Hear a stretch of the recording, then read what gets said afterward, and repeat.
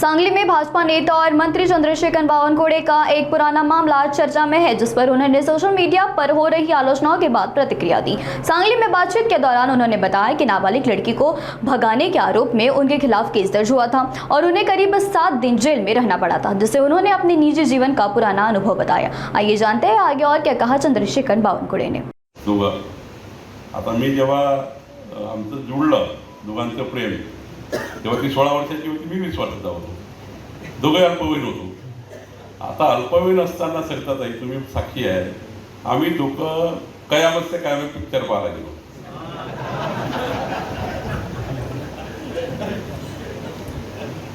सरिताताईचं घर ते अलंकार टाकी जेवढून 200 मीटरवर आहे। त्या कयामत से कयामत पिक्चर पाहून बाहेर आल्यावर पोलिसांनी आम्हाला पकडलं, फुलारी साहेब। म्हणजे आता आम्ही लहान लहान दिसतो, छोटे छोटे 20 आणि 16। तर पोलीस म्हणे मुलगी कोण आहे, तेव्हा घाबरलो पोलिसांना आम्ही। तर ती सांगून नाही आली, मी घरी सांगून नाही आलो, पाहायला गेलो पिक्चर। तर पिक्चर पाहिल्यानंतर पोलिसांनी पकडलं तर अवघड झालं। आता 16 वर्षाची माझी बायको, मी 20 वर्षाचा, ती ना घरी सांगता येत आणि मला ना सांगता येत काय केलं आम्ही। पिक्चरच पाहिला होता।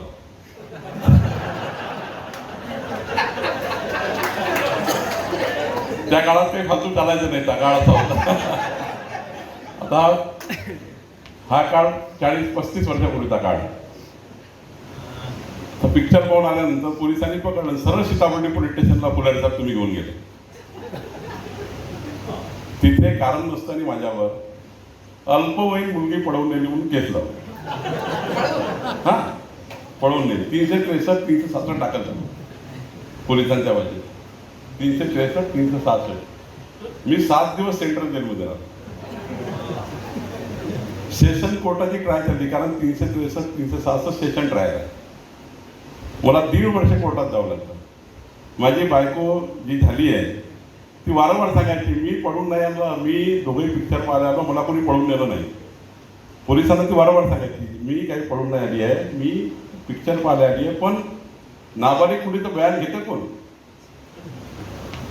तिच्या आईवडिलांचं बयान घेतलं, आईवडिलांनी सांगितलं हो बाई।